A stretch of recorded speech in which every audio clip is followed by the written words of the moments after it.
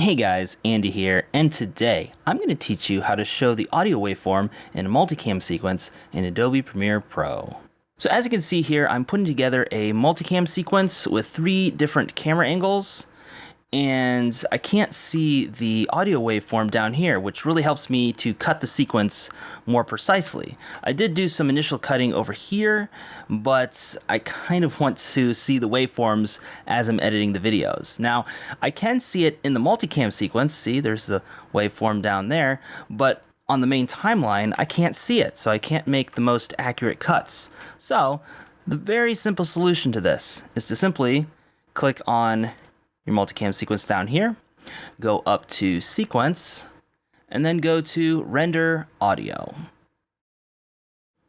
And it's just that easy.